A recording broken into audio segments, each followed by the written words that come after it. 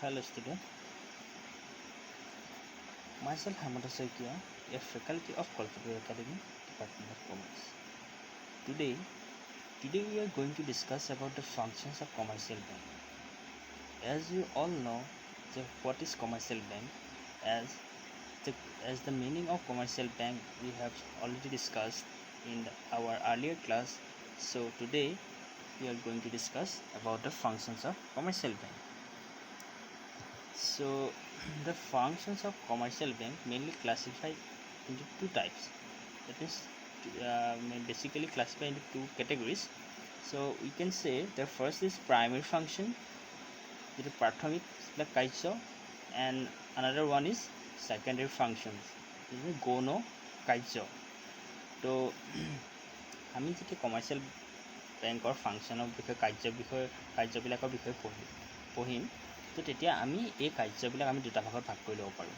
এটা ক'ব পাৰোঁ আমি প্ৰাইমেৰী ফাংচন, যিটো কয় প্ৰাথমিক কাৰ্য, আৰু আনটো হ'ব ছেকেণ্ডেৰী ফাংচন, যিটো কয় গৌণ কাৰ্যাৱলী. তো ইয়াত প্ৰাইমেৰী ফাংচন কি হয়? প্ৰাইমেৰী ফাংচন হৈছে একচেপ্টিং ডিপ'জিটছ, যে ডিপ'জিট সঞ্চয় সংগ্ৰহ কৰা বা আমানত, ডিপ'জিট আমানত বুলিও কয়. তো আমানত সংগ্ৰহ কৰা, গ্ৰাণ্টিং লোনছ এণ্ড এডভান্স, ঋণ আৰু আগধন প্ৰদান কৰা. তো গ্ৰাণ্টিং লোনছ এণ্ড এডভান্স. তাৰপিছত হ'ব পাৰে ইনভেষ্টমেণ্ট হ'ব পাৰে, যিটো কয় অসমীয়াত বিনিয়োগ হ'ব পাৰে. দ্য ক্ৰিয়েশ্যন অফ ক্ৰেডিট মানি. তো ক্ৰিয়েশ্যন অফ ক্ৰেডিট মানি এইটো আমি প্ৰাইমেৰী ফাংচন হিচাপে ধৰিব পাৰোঁ. কাৰণ অকল বাণিজ্যিক বেংকবিলাকেহে যিটো আমাৰ ক্ৰেডিট মানি ক্ৰিয়েট কৰিব পাৰে, মানে ঋণগত মুদ্ৰাৰ সৃষ্টি কৰিব পাৰে. তো এইটো এটা primary function of commercial bank. আকৌ আমি যদি চাওঁ ছেকেণ্ডেৰী ফাংচনবিলাক, যে গৌণ কাৰ্যাৱলীৰ বিষয়ে চাওঁ, তেতিয়া আমি পাম যে এজেঞ্চি ফাংচন, যিটো কয় এজেঞ্চি কাৰ্য বুলিও কয়, বা আমি প্ৰতিনিধি কাৰ্য বুলি ক'ব পাৰোঁ. তাৰপিছত আছে ইউটিলিটি ফাংচন মানে জন উপযোগী যিবিলাক কাৰ্য, জনসাধাৰণৰ উপযোগী সুবিধাৰ কাৰণে যিবিলাক কাৰ্য কৰে সেইবিলাক ইউটিলিটি ফাংচন বুলি কয়. এজেঞ্চি ফাংচন হৈছে যিবিলাক মানে বেংকে আমাৰ গ্ৰাহকৰ প্ৰতিনিধি হৈ পেলাই যিবিলাক কাম কৰে সেইবিলাক এজেঞ্চি ফাংচন বুলি কয়. চ' আমি এতিয়া ডিটেইলত আলোচনা কৰিম যে প্ৰাইমেৰী ফাংচন কি হয়. তো ফাৰ্ষ্ট ইজ একচেপ্টিং ডিপ'জিট. তো আমি গম পালোঁৱে যে এজ এ বেংকৰ মেইন বিজনেছটোৱে হৈছে মানি বিজনেছ কৰে, টকা পইচাৰ ব্যৱসায় কৰে. তো টকা পইচা ব্যৱসায় কৰিবলৈ তেওঁলোকে কি কয়? ডিপ'জিট একচেপ্ট কৰে, আমানত সংগ্ৰহ কৰে বা সঞ্চয় সংগ্ৰহ কৰে. কাৰ পৰা? মানে জনসাধাৰণৰ পৰা. তো প্ৰথম ফাংচনটো হ'ব যে accepting deposit from the general public or from the defined institution, business institution or other social institution is the primary functions of commercial bank. তো সঞ্চয় সংগ্ৰহ কৰা কমাৰ্চিয়েল বেংকৰ এটা প্ৰাথমিক কাৰ্য. তো এতিয়া কমাৰ্চিয়েল বেংকবিলাকে কেনেকৈ মানে সঞ্চয় সংগ্ৰহ কৰিব পাৰে? যে deposit can be of different types. So' বিভিন্ন ধৰণৰ সঞ্চয় কমাৰ্চিয়েল বেংকে সংগ্ৰহ কৰে. চ' এটা কমাৰ্চিয়েল বেংকত বিভিন্ন ধৰণৰ হিচাপ থাকে, একাউণ্ট থাকে.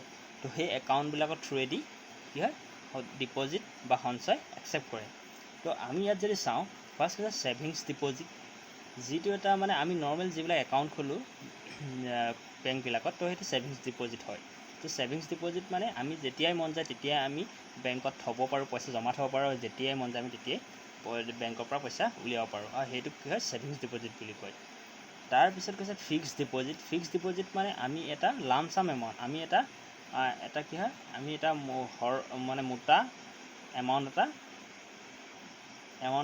এবাৰে ফিক্স কৰি ৰাখোঁ, এবাৰে ডিপ'জিট কৰি ৰাখোঁ, আৰু সেইটো কি হয়? এটা ফিক্স মেচিউৰিটি পিৰিয়ড থাকে, এটা ফিক্স স্থায়ী তোমাৰ সময়সীমা থাকে. তো সেই সময়সীমাৰ পিছত আমি সেইটো ডিপ'জিট উইথড্ৰ কৰিব পাৰোঁ.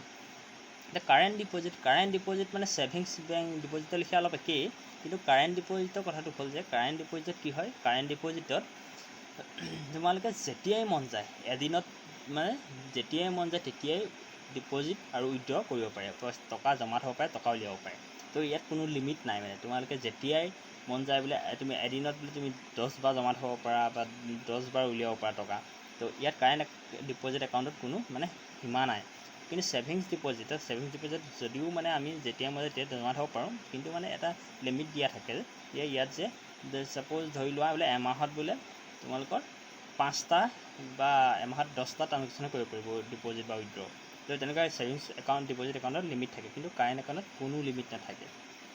তাৰপিছত আছে ৰেকাৰিং ডিপ'জিট মানে আমি যিটো অসমীয়াত কয় পৌনঃপুনিক সঞ্চয়, ছেভিংছক কয় সঞ্চয় জমা, ফিক্সক কয় ম্যাদী জমা, আৰু কাৰেণ্ট ডিপ'জিটক কয় চলিত জমা, আৰু ৰেকাৰিং ডিপ'জিটক কয় পৌনঃপুনিক যিটো জমা হয়। তো পৌনঃপুনিক জমা বা ৰেকাৰিং ডিপ'জিটটো কি হয়, এইটো আমি মান্থলি বা এটা মানে কি হয় এটা ইনষ্টলমেণ্ট টাইপত আমি বেংকত ডিপ'জিট কৰোঁ। মানে যেনেকৈ আমি যেনেকৈ মান্থলি যে আমি ডিপ'জিট জমা থওঁ যে ছাপ'জ ধৰি তোমালোকে মান্থলি 100 ৰুপিজকৈ বেংকত ডিপ'জিট কৰিছা, তো আপ টু এটা পিৰিয়ড থাকে। তো যেনে ধৰি লওক 5 বছৰৰ কাৰণে 5 ইয়েৰ্ছৰ কাৰণে তেওঁলোকে ৰেকাৰিং ডিপ'জিট খুলিলা আৰু মান্থলি কি 100কৈ দিব লাগে। তো এইটো হ'ব কি ৰেকাৰিং ডিপ'জিট। তো এই 5 ইয়েৰ্ছৰ কাৰণে তোমালোকে মান্থলি দি থাকিব লাগিব 100 আৰু মানে 5 ইয়েৰ্ছৰ পিছত তোমালোকে সেইটো উইথড্ৰ কৰিব পাৰিবা। তো সেইটো কয় ৰেকাৰিং ডিপ'জিট। তাৰ পিছৰ ফাংচনটো হৈছে granting loans and advance. So' granting loans and advance that means মানে কি প্ৰভাইডিং লোনছ এণ্ড এডভান্স। তো কি হয় এইটো এটা মেইন ফাংচন, যিবিলাক ডিপ'জিট একচেপ্ট কৰিব সেই ডিপ'জিটবিলাক কি কৰিব বেংকে লোন হিচাপে বা আগধন হিচাপে প্ৰভাইড কৰিব। তো the different types of loans and advance are, তো বেংকে কি ফৰ্মত কেনেকুৱা ধৰণৰ লোন প্ৰভাইড কৰে, তো আমি সেই বিষয়ে পঢ়িম। The different types of loans and advance আৰ অভাৰড্ৰাফ্ট, তাৰপিছত অভাৰড্ৰাফ্ট আছে cash credit and loan and discounting of bill of exchange. তো ইয়াত ফাৰ্ষ্ট যিটো লোন হৈছে এইটো অভাৰড্ৰাফ্ট লোন। তো অভাৰড্ৰাফ্ট লোনটো কি হয়, তো অভাৰড্ৰাফ্ট লোনটো হৈছে তোমাৰ এইটো যিটো কাৰেণ্ট আমি ডিপ'জিট কৰিছিলোঁ যে কাৰেণ্ট ডিপ'জিট একাউণ্টত মানে এই লোন ফেচিলিটিটো দিয়া হয়। যিবিলাক গ্ৰাহকে যিবিলাক কাষ্টমাৰৰ মানে কাৰেণ্ট ডিপ'জিট কাৰেণ্ট একাউণ্ট থাকিব, কাৰেণ্ট ডিপ'জিট একাউণ্ট থাকিব, তো তেওঁলোকহে এই অভাৰড্ৰাফ্ট ফেচিলিটি দিয়া হয়। আৰু এই ফেচিলিটিটো এনেকুৱা ধৰণৰ যে তোমাৰ একাউণ্টত ছাপ'জ তোমাৰ একাউণ্টত যিমান পইচা আছে তুমি তাতকৈ বেছি উইথড্ৰ কৰিব পাৰা। তো এইটো এটা এগ্ৰিমেণ্ট হয় বেংকৰ লগত, কাষ্টমাৰ আৰু বেংকৰ মাজত এগ্ৰিমেণ্ট হয়। আৰু যিবিলাক কাৰেণ্ট ডিপ'জিট একাউণ্ট হোল্ডাৰ মানে কাৰেণ্ট ডিপ'জিট একাউণ্ট যিজন ব্যক্তিৰ কাৰেণ্ট ডিপ'জিট একাউণ্ট আছে, তো তেওঁহে এই ফেচিলিটিটো এই অভাৰড্ৰাফ্ট লোন ফেচিলিটিটো ল'ব পাৰে। তো যদি তুমি ছাপ'জ তোমাৰ আজি বোলে তোমাৰ 50,000 ৰুপিজ দৰকাৰ হৈছে, তো তোমাৰ যদি তোমাৰ একাউণ্টত আছে ধৰি লওক 30,000, তো বেংকৰ লগত এগ্ৰিমেণ্ট কৰি তুমি আৰু 20,000 তোমালোকে সেই একাউণ্টৰ থ্ৰুৱেদি ল'ব পাৰা। তো এইটো হৈছে অভাৰড্ৰাফ্ট লোন ফেচিলিটি কয়। তো কেছ ক্ৰেডিটটোক যিটো অভাৰড্ৰাফ্টটো অসমীয়াত কয় অধিবিকৰ্ষ বুলি কয় অভাৰড্ৰাফ্টটো। আৰু তাৰপিছত কেছ ক্ৰেডিট বুলি ক'লে নগদ ঋণ, যিটো কেছ ক্ৰেডিট অসমীয়াত নগদ ঋণ বুলি কয়। এইটো ইয়াত কি হয়, এই কেছ ক্ৰেডিটটো তোমাৰ কি হয়, আমি যেতিয়া লোন ল'লে কি হয় যিটো লোনৰ এমাউণ্ট হয় সেই এমাউণ্টটোকে আমাৰ যি একাউণ্ট থাকিব তো আমাৰ একাউণ্টত মানে ক্ৰেডিট কৰি দিয়ে, আমাৰ একাউণ্টত ভৰাই দিয়ে। তো আমি সেই একাউণ্টখন থৈ দিয়ে কি আমি পইচাটো উলিয়াই ল'ব পাৰোঁ। তো কিন্তু কেছ ক্ৰেডিটত কি হয়, কেছ ক্ৰেডিটটো এটা লোনেই হয়, এটা ঋণেই হয়। কিন্তু কেছ ক্ৰেডিটত যেতিয়া আমি লোন ল'ম, তো লোন লওঁতে আমি কি হয় কেছ ক্ৰেডিটত যিমানখিনি পৰিমাণৰ আমি লোন ল'ম সেইখিনি কি আমাৰ একাউণ্টত ভৰাই দিব। তো বেংকে আমাৰ যিটো একাউণ্ট খোলা থাকিব বেংকত, সেই একাউণ্টটো লোনৰ এমাউণ্টটো কি আমাৰ যিখন থাকিব সেই একাউণ্টখনত ভৰাই দিব। তো আমি সেই একাউণ্টখনৰ পৰা যিমানখিনি পইচা আমি উলিয়াম সেই লোন এমাউণ্টটো, তো ছাপ'জ আমি 50,000 লোন ল'লোঁ, তো 50,000 লোন লৈ পেলাই যদি আমাৰ একাউণ্টত বেংকে ডিপ'জিট কৰি দিলে আমাৰ একাউণ্টত, তো আমি সেই একাউণ্টখনৰ পৰা উলিয়াব পাৰোঁ পইচা। তো কি হ'ল তেতিয়া আমি যদি বোলে 30,000হে সেই একাউণ্টখনৰ পৰা উলিয়ালোঁ, বাকী 20,000 সেই একাউণ্টখনত থাকিলে, তো তেতিয়া বেংকে কি হয়, বেংকে অকল সেই 30,000 যিটো আমি এমাউণ্ট উইথড্ৰ কৰিলোঁ, তো সেই এমাউণ্টটোৰ ওপৰতহে ইণ্টাৰেষ্ট চাৰ্জ কৰিব। তো কি হ'ল বেংকে যেতিয়া লোন প্ৰভাইড কৰে কি হয় এটা ইণ্টাৰেষ্ট চাৰ্জ কৰে। তো অভাৰড্ৰাফ্ট ফেচিলিটি হওক, কেছ ক্ৰেডিট হওক, লোন হওক, ডিছকাউণ্টিং অফ বিল হওক, চবতে কি ইণ্টাৰেষ্ট চাৰ্জ কৰে। তো সেইটো কাৰণে কি হয়, তো কেছ ক্ৰেডিটত মানে কি হয় এইটো লোনৰ লিখা same like loan, but the interest is charged on only the amount that you have withdrawn. চ' যিমানটো এমাউণ্ট তুমি উইড্ৰ কৰিবা একাউণ্টৰ পৰা তো সিমানটোৰ ওপৰতহে ইণ্টাৰেষ্টটো চাৰ্জ কৰে। তাৰপিছত হৈছে লোনটো হৈছে এটা ঋণ হয়। তো জেনেৰেলি বেংকে তোমাৰ যিটো শ্বৰ্ট টাৰ্ম লোনে প্ৰভাইড কৰে, হ্ৰস্বকালৰ কাৰণে ঋণ প্ৰদান কৰে। কিন্তু আজিকালি যিবিলাক মডাৰ্ণ কমাৰ্চিয়েল বেংক হৈছে, আজিকালি ক্ষেত্ৰত কি হয়, বেংকে মানে টাৰ্ম লোন যিটো বা আমি কওঁ মিড টাৰ্ম লোন, মধ্যকালীন মানে ঋণো প্ৰদান কৰে, যিটো মানে এবছৰ মানে কি হ্ৰস্বকালতকৈ বেছি হয়, মধ্যকালৰ কাৰণেও মানে ঋণ প্ৰদান কৰে। তো মানে যিবিলাক মানে এবছৰতকৈ বেছি সময়ৰ কাৰণে লোন আজিকালি দিয়ে। তো এই লোনৰ ক্ষেত্ৰত কি হয়, লোনত যিটো আমি লোন ল'ম, সেই লোনৰ গোটেই এমাউণ্টটো আমাৰ একাউণ্টত ডিপ'জিট কৰি দিব, আৰু আমাৰ একাউণ্টত ডিপ'জিট কৰাৰ পিছত সেই এমাউণ্টটো আমি ডিপ'জিট কৰাৰ পিছত আমি সেই তাৰ পৰা যিমানখিনি পইচা উলিয়াওঁ কোনো মানে হেৰি নাই। তো আমি যদি বোলে আমাৰ ছাপ'জ আমি 1 লাখ ৰুপিছৰ আমি লোন ল'লোঁ, তো লোন লৈ পেলাই কি হয়, বেংকে আমাক কি হয়, সেই লোনটো আমাৰ একাউণ্টত ডিপ'জিট কৰি দিব। তো ডিপ'জিট কৰিলে আমি সেই লোনৰ এমাউণ্টটো আমি একাউণ্টৰ পৰা উলিয়াব পাৰোঁ।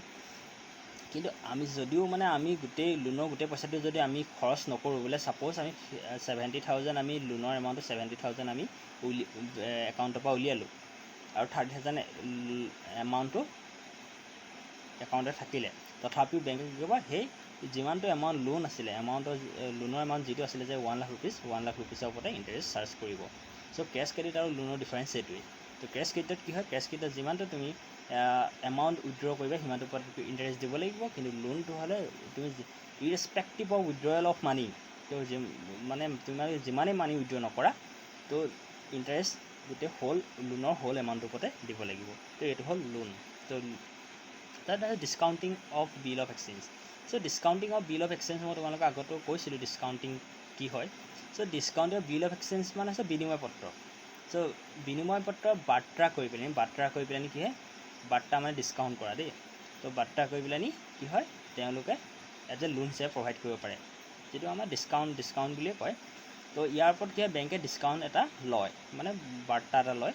তো যে বিলখন যে ডিছকাউণ্ট ভঙাই দিছে, যিখন বিল অফ বিনিময় পত্ৰ যিখন ভঙাই দিয়ে, বিল ভঙোৱা বুলি ক'ব পাৰোঁ আমি অসমীয়াত, যে ডিছকাউণ্টিং অফ বিল অফ এক্সচেঞ্জ মানে বিল ভঙোৱা। তো এইটো ক্ষেত্ৰত কি হয়, মই তোমালোক ক'লোৱেই, যেতিয়া এখন বিল কি হয় বেংকত দিয়া হয়, বেংকে সেইখন ডিছকাউণ্ট কৰি দিয়ে, ভঙাই দিয়ে, আৰু সেইটো কাৰণে বেংকে কি হয়, ডিছকাউণ্ট চাৰ্জ কৰে। তো এই দুটা তাৰপিছত নেক্সট 3 নম্বৰ পইণ্টটো হৈছে প্ৰাইমেৰী ফাংচন হৈছে ইনভেষ্টমেণ্ট। চ' ইনভেষ্টমেণ্ট মানে হৈছে বিনিয়োগ। চ' বেংকে কি কৰে, বেংকে তেওঁলোকৰ যিবিলাক ডিপ'জিট যে জনসাধাৰণৰ বা পাব্লিকৰ পৰা একচেপ্ট কৰিলে, সেই ডিপ'জিটবিলাক কি কৰে, ইনভেষ্টমেণ্ট কৰে। Investment in stocks, shares, debenture, bond etcetera. So' কোম্পানীবিলাক যে আমাৰ যিবিলাক কোম্পানী ষ্টাব্লিছ হয়, কোম্পানীবিলাকৰ সেই শ্বেয়াৰ্ছ, তেওঁলোকে কি হয়, শ্বেয়াৰ্ছ, বণ্ড, এইবিলাক ডিবেঞ্চাৰ বিক্ৰী কৰি তেওঁলোকৰ কোম্পানীটো এষ্টাব্লিছ হয়। তো সেই কোম্পানীবিলাকক কি হয়, বিনিয়োগ কৰি পেলানি তেওঁলোকে মুনাফা অৰ্জন কৰে বা প্ৰফিট আৰ্ণ কৰে। তো এই দুটা হৈছে বেংকৰ প্ৰাইমেৰী ফাংচনছ। তাৰপিছত হৈছে creation of credit money. Creation of credit money হৈছে তোমাৰ ঋণগত মুদ্ৰা সৃষ্টি। তো অকল কমাৰ্চিয়েল বেংকৰ সেইটো পাৱাৰ আছে যে তেওঁলোকে ঋণগত মুদ্ৰা সৃষ্টি কৰিব পাৰে।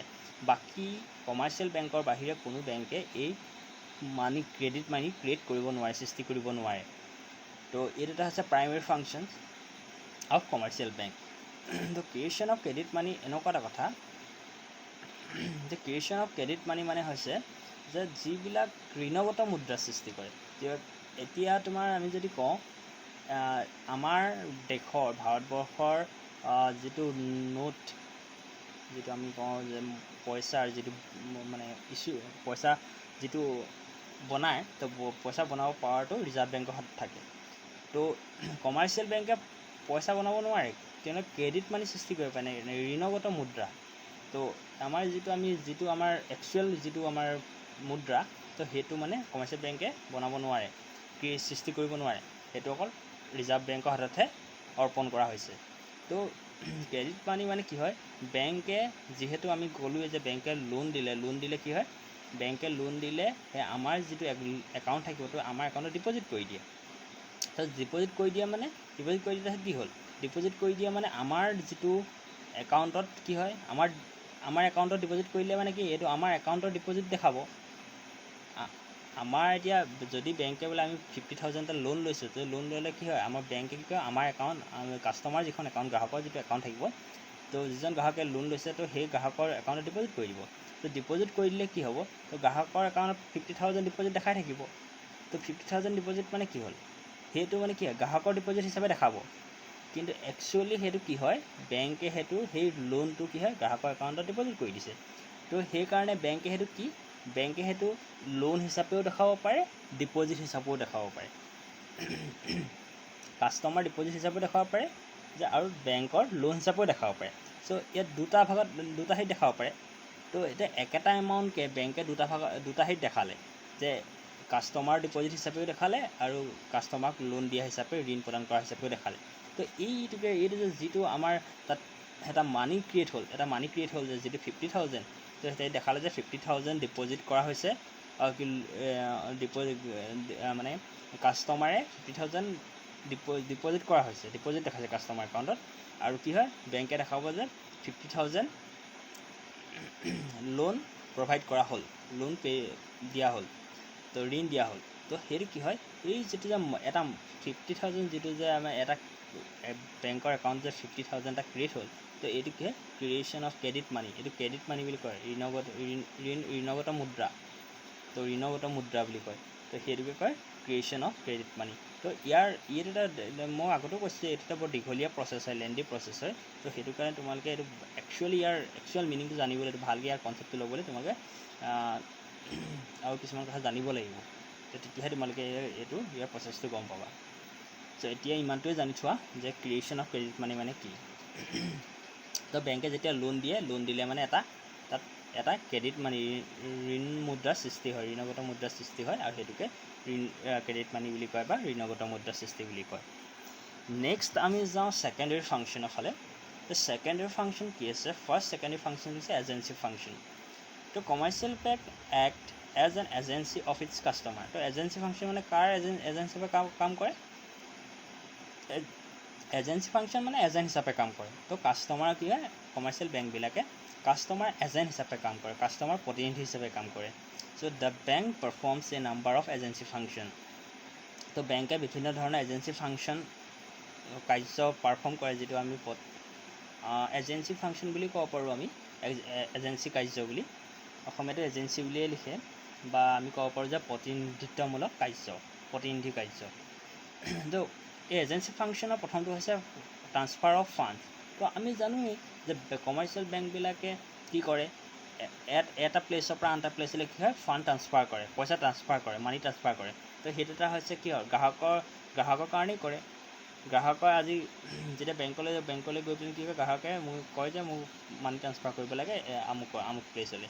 তো কি হয়, গ্ৰাহকৰ হৈ সেই বেংকে সেই মানি ট্ৰান্সফাৰ কৰি দিয়ে। তো সেইটো কি হ'ল, এজেণ্ট হিচাপে কাম কৰা হ'ল। কালেকশ্যন অফ চেক, যেতিয়া আমি চেক যে বেংকত জমা দিওঁ, তো বেংকে কি কৰে, সেই চেকখন যিখন জমা দিলোঁ, সেই পইচাটো কি হয়, বেংকে আনি পেলাই তোমাৰ একাউণ্টত, গ্ৰাহকৰ একাউণ্টত জমা কৰে। তো সেইটো হৈছে কালেকশ্যন অফ চেক। কি হয়, চেকৰ যিটো কালেকশ্যন, চেক সংগ্ৰহ কৰে, চেকৰ যিটো মানে তোমাৰ চেকৰ টকা সংগ্ৰহ বুলি ক'ব পাৰোঁ আমি, চেক কালেকশ্যন কৰে। পিৰিয়ডিক পে'মেণ্টছ হৈছে সাময়িক যিবিলাক পৰিশোধ, সেইবিলাক বেংকে কাষ্টমাৰৰ হৈ মানে গ্ৰাহকৰ হৈ কাম কৰে। যেনেকৈ সাময়িক পে'মেণ্টবিলাক আমি ক'ব পাৰোঁ যে আমি যেতিয়া ইলেক্ট্ৰিচিটি বিল হওক বা ইঞ্চুৰেঞ্চ বিল হওক বা ইঞ্চুৰেঞ্চ প্ৰিমিয়াম হওক, তো এইবিলাক কি হয়, বেংকে গ্ৰাহকৰ হৈ কাম কৰে। তো বেংকত যেতিয়া তোমাৰ একাউণ্টত যেতিয়া তোমাৰ দৰমহা সোমাব বেংকে, তো বেংকটোত যদি তোমাৰ ইনষ্ট্ৰাকশ্যন দি থোৱা যে মোক প্ৰত্যেক মাহতে মোক আমুক পে'মেণ্ট কৰি দিব লাগে, তো বেংকে এইটো অট'মেটিকেলি পে'মেণ্ট কৰি দিব। তো সেইটো এটা ফেচিলিটি কমাৰ্চিয়েল বেংকৰ, যে সাময়িক যিবিলাক পৰিশোধ হয় সেইবিলাক বেংকে গ্ৰাহকৰ হৈ কাম কৰে। পৰ্টফলিঅ' মেনেজমেণ্ট আমি পৰ্টফলিঅ' পৰিচালনা বুলি ক'ব পাৰোঁ। তো পৰ্টফলিঅ' মেনেজমেণ্ট কি হয়, যেতিয়া মানে কমাৰ্চিয়েল বেংকে গ্ৰাহকৰ হয় এইবিলাক শ্বেয়াৰ ডিভেঞ্চাৰ্ছ, এই আমি যিবিলাক যে আমি কোম্পানী যে শ্বেয়াৰ্ছ ডিভেঞ্চাৰ্ছ এইবিলাক কথা কৈছিলোঁ যে ষ্টক, তো এইবিলাক কি হয়, পাৰ্চেজ এণ্ড চেল কৰে, কিনা বেচা কৰে। তো পৰ্টফলিঅ' মেনেজমেণ্ট মানে সেইটোৱেই, গ্ৰাহকৰ হৈ গ্ৰাহকে যদি বোলে শ্বেয়াৰ ডিভেঞ্চাৰ এইবিলাক মানে অংশপত্ৰ, ঋণপত্ৰ এইবিলাক যদি কিনা বেচা কৰিম বুলি ভাবে সেইবিলাক গ্ৰাহকৰ হৈ বেংকে সেইবিলাক কামো কৰে। তো সেইটো হৈছে পৰ্টফলিঅ' মেনেজমেণ্ট ফাংচন যিটো কয়। তো পিৰিয়ডিক কালেকশ্যন মানে হৈছে তোমাৰ যেনেকৈ পিৰিয়ডিক পে'মেণ্ট কৰিছিল তেনেকৈ পিৰিয়ডিক কালেকশ্যন হৈছে মানে কি সাময়িক যিবিলাক সংগ্ৰহ কৰিব লাগে সেইবিলাকো সংগ্ৰহ কৰে। মানে ধৰি লোৱা যেনেকৈ যেতিয়া দৰমহা যিবিলাক চেলাৰী যে মানুহবিলাক চেলাৰী পিপলবিলাক যিবিলাক মানুহে দৰমহা পায়, তো সেইবিলাক কি হয় বেংকৰ একাউণ্টত সোমায়। তো বেংকে কি হয় সেইবিলাক বেংকে কালেকশ্যন কৰে। বেংকে সেই চেলাৰীটো কি হয় য'ৰ পৰা হ'বলগীয়া আছে তাৰ পৰা কালেকশ্যন কৰি দিয়ে। তোমাৰ য'ত একাউণ্ট থাকিব তো তাৰ পৰা সেই বেংকে কালেকশ্যন কৰে। যেনেকৈ তোমাৰ চেলাৰী দৰমহা হ'বলৈ দৰমহা কালেকশ্যন কৰিলে, পেঞ্চন যিবিলাক পেঞ্চন যে পায় মানুহবিলাকে তো পেঞ্চন কালেক্ট কৰে। তো মাহে মাহে যে পেঞ্চন যে একাউণ্টত যে সোমায় তো কি কৰে বেংকে কালেকশ্যন কৰে, সেইবিলাক সংগ্ৰহ কৰে, তাৰপিছত বেংকত তোমাৰ ডিপ'জিট কৰি দিয়ে।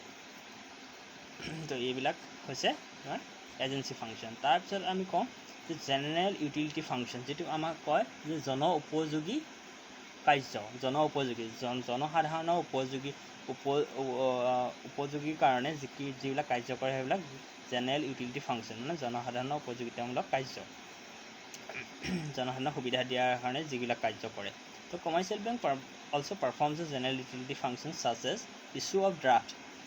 ড্ৰাফ্ট বিলি কৰে, অসমীয়াত ইছ্যুটো বিলি বুলি কয়। তো ড্ৰাফ্ট থ্ৰুৱেদি কি হয় তেওঁলোকে ড্ৰাফ্ট বিলি কৰে। তো ড্ৰাফ্টৰ থ্ৰুৱেদি কি হয় ড্ৰাফ্টখন লাইক চেক আৰু চেকখন যেনেকুৱা ড্ৰাফ্টখন তেনেকুৱাই দেখিবলৈ। সেই ড্ৰাফ্টখনৰ যোগেদি আমি কি মানি ট্ৰান্সফাৰ কৰিব পাৰোঁ। মানি আমি কাৰোবাক পে'মেণ্ট কৰিবলৈ আছে তো সেই ড্ৰাফ্টখন থ্ৰুৱেদি ড্ৰাফ্টখনৰ যোগেদি আমি কি মানি পইচা ট্ৰান্সফাৰ কৰিব পাৰোঁ বা কাৰোবাক পে'মেণ্ট কৰিব পাৰোঁ। তাৰপিছত লকাৰ ফেচিলিটিটো আমি জানো যে বেংকে লকাৰৰ সুবিধা দিয়ে। তোমালোকে যদি কিবা প্ৰিচিয়াছ থিং কিছুমান মানে তোমাৰ মূল্যৱান বস্তু তো আছে তো ঘৰত থাকিলে যদি বোলে ছেফটি নহয় তো তেতিয়া কি হয় বেংকে লকাৰ ফেচিলিটি দিয়ে। তো সেই লকাৰত তোমালোকে ৰাখিব পাৰা, যেনেকৈ সোণ এইবিলাক বা বিভিন্ন ধৰণৰ ডকুমেণ্ট তো কি হয় বেংকত ৰাখিব পাৰা। তো সেই লকাৰ ফেচিলিটি বেংকে দিয়ে। তাৰপিছত কৈছে under writing of shares. Under writing of shares মানে হৈছে যিবিলাক কোম্পানীৰ অংশপত্ৰ, শ্বেয়াৰ্ছ মানে অংশপত্ৰ, আৰু আণ্ডাৰ ৰাইটিং হৈছে অৱলেখক। তো সেই শ্বেয়াৰবিলাক কি হয় কোম্পানীয়ে শ্বেয়াৰ বিক্ৰী কৰিব লাগে, বিক্ৰী কৰিবলৈ নিয়ে তেওঁলোকে কোম্পানী এটা গঠন হয়। তো যেতিয়া কোম্পানী শ্বেয়াৰ বিক্ৰী কৰিব লাগে কি হয় কোম্পানীৰ শ্বেয়াৰবিলাক কি হয় কোম্পানী হৈ বেংকে বিক্ৰী কৰি দিয়ে, বেংকে কিনা বেচা কৰে। তো সেইটোকে কয় আণ্ডাৰ ৰাইটিং অফ শ্বেয়াৰ। চ' অংশপত্ৰৰ অৱলেখক বুলি ক'ব পাৰোঁ, অংশপত্ৰৰ অৱলেখক। তো অংশপত্ৰৰ অৱলেখক হিচাপেও কমাৰ্চিয়েল বেংকে কাম কৰে। ডিলিং ইন ফৰেন এক্সচেঞ্জ মানে যিটো বৈদেশিক বিনিময় মুদ্ৰা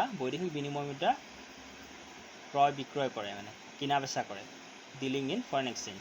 তো কি হয় কমাৰ্চিয়েল বেংকবিলাকে বিদেশৰ যিবিলাক মুদ্ৰা বেলেগ আমাৰ বিদেশৰ বেলেগ দেশবিলাকৰ যিবিলাক মুদ্ৰা সেইবিলাক কিনা বেচা কৰে। তো সেইবিলাক কি হয় আমাৰ এতিয়া যেতিয়া আমি বেলেগ দেশলৈ যাবলৈ হয় কি আমি কাৰেঞ্চি এক্সচেঞ্জ কৰিব লাগে।